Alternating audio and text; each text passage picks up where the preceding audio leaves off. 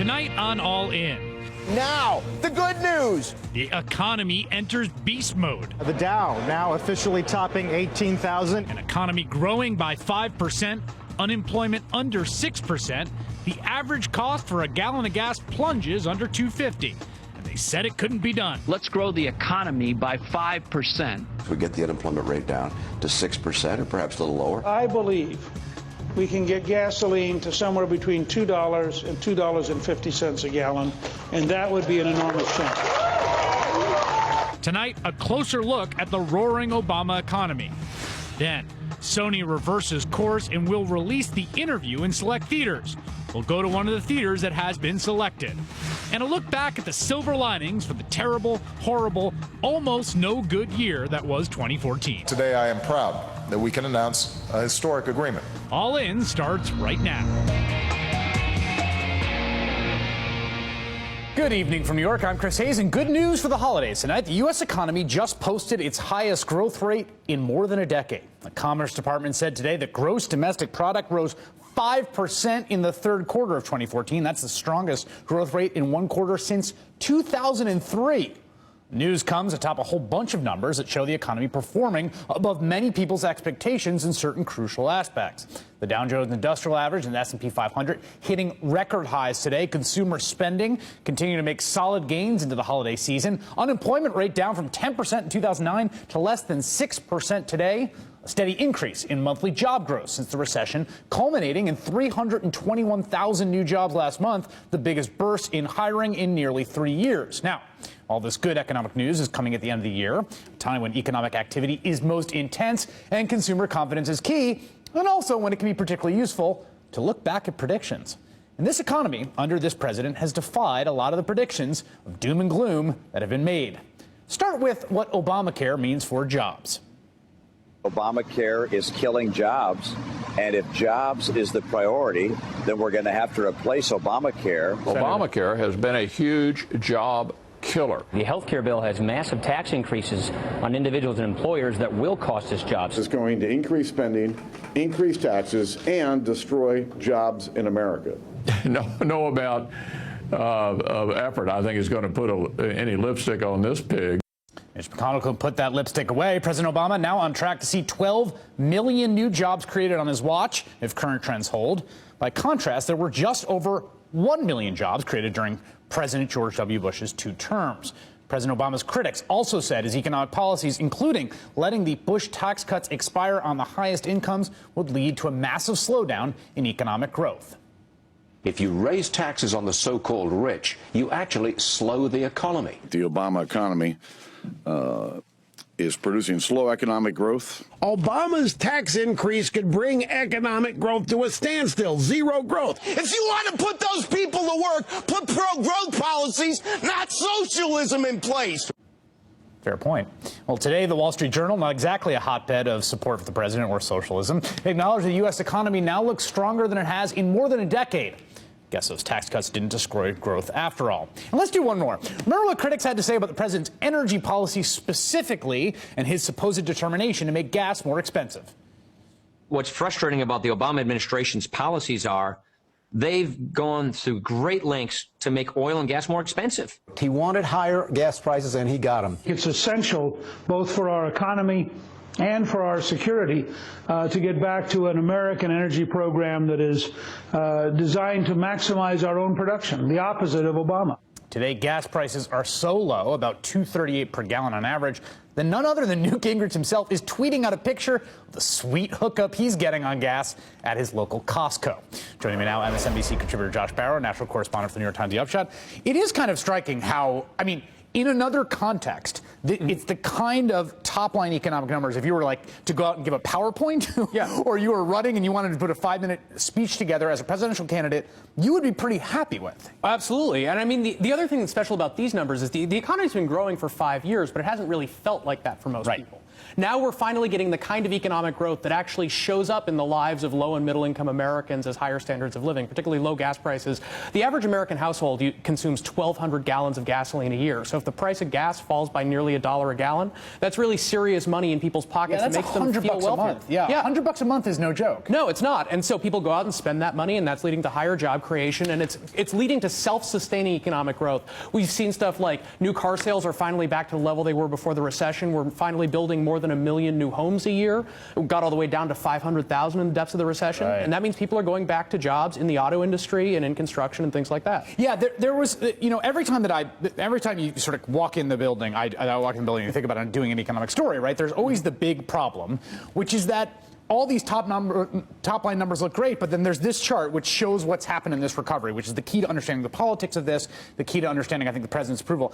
The light blue there is the income gains for the bottom 90%, right? And the dark blue is the income gains for the top 10%. In previous recoveries, the bottom 90% gets the bulk of the gains, the top 10% gets a little bit. You see that flip over in the last 3 recoveries where the rich are getting most of the gains, and then something happened in this recovery we've never seen before, which is that it's not that the rich got most of the gains, they got all plus over 100% of the gains because people on the bottom were actually losing money. Right, and that chart you showed, that's through 2012. So I think if we were able to look at it through right now, we'd see a different number because falling gas prices are real income gains, and because, at least in the last jobs report, we saw wages actually ticking up a significant amount. Right. And this makes sense. The thing that was going to cause wages to go up was when employers finally needed to pay more to get people to take jobs. We've seen this thing in the last few months where more people are getting into jobs, but there are even more job openings being created. There are a lot of job openings that employers aren't filling because they can't find people for those jobs at the wages they're offering. That can't stay like that forever. Eventually, they're going to have to offer higher wages,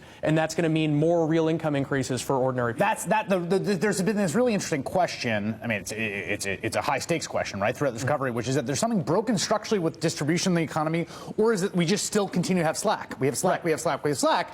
As we start to come up against, something that looks, we're not at full employment, but something that looks closer to it, we're starting to see wages do what we would want them to do. Right, and we're not at full employment, but I think we may be there in a year. Like, it's actually within sight, and we need to be thinking about what kinds of policies the government should have in a place where we don't have slack. We've been so used to making policy for where it's just like, get anybody to spend, get anybody into a job. We're almost running to the point where we're not going to need that as the first focus anymore. Now, I think the question we'll figure out, obviously, both of those things that you described are true. There's some extent where there are structural problems in the economy. And those there are go people through who have been unemployed for years and now don't have skills that are appropriate for new jobs to go into. And there's a real problem with what we call household formation, right? And that's still a real obstacle, which is we have seen a slowdown in people basically leaving their parents' homes, going out into the world, finding a job. There's some indication that's partly student debt, weak job market, all these things, but that also has to pick up. Yeah, one interesting thing with that recovery in housing, by the way, is that construction of single-family homes is still pretty weak. Construction of multi-family buildings is stronger than it's ever been, and that's in large part because a lot of people who are forming households, they either don't have the money to make a down payment for a home, or they're saying, I saw what happened in the last crash. I don't want to put all my money in a home and risk losing it again. So we're seeing those rental apartments getting built, and that's allowing those households. And you are seeing this actually show up in optimism polling. This is a chart showing the percentage of people with a positive view of the economy. It exceeds a negative view for the first time in 7 years. Yeah. And this is exactly what I think we're talking about. That first chart you saw, it doesn't matter what the Dow is for people. It doesn't even matter what the top line employment numbers. What matters is real wage growth. Like, do I have more money in my pocket? Do I think I'm going to have more money next year? As we start to see that, we are seeing that tick up. And I also think if we are a year from now where you're saying we're going to be, the politics of everything flip around. Right. I mean, we know this from political science, right? President's approval ratings are highly correlated with growth in personal income, right? Yeah. A year from now, Obama is tanked, he's a lame duck, all this stuff, could look very different if we're in a place that you suggest we might be. Right, and the other thing worth remembering is, you have this Democratic president with a Republican Congress that hates him. It seems like they're not going to get anything done. The last 2 years of the Clinton administration looked a lot like that. The Republican Congress hated Bill Clinton so much they impeached him.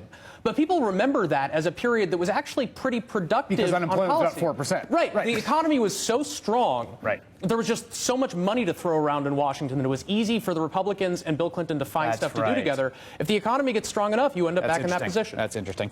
One last note, and this, I don't even have to have a discussion about this, but just an accountability moment. Wall Street Journal op-ed by Michael Boskin, March 6, 2009. Obama's radicalism is killing the Dow. Just so that we, keep everybody in mind about, not that one. Obama. Chart showing the rise in the Dow from March 6, 2009 to today. There you go. I mean, you just, like Michael Boskin, just Michael Boskin, I hope you're watching. Just a reminder, you were very wrong, extremely wrong. All right, Josh Barro, thank you. Thanks, Chris. Another prediction that Republicans have gotten wrong is about how Obamacare is going to, as Mitch McConnell put it in an op-ed last year, lead to dramatically higher premiums. That just has not happened. Instead, premiums have increased at a low rate as competition has grown between insurers. Nonpartisan Congressional Budget Office came a lot closer predicting that outcome correctly than Republicans did. Under Director Doug Elmendorf, CBO has been widely respected for striving to produce fair, unbinding findings on the impact of various policies. So you'll never guess what many Republicans are looking to do in the new Congress. They want to get rid of Elmendorf, replace him with someone more amenable to the changes they want to make to how the CBO calculates the cost of government policy. Joining me now, Dean Baker, co-director, Center for Economic and Policy Research.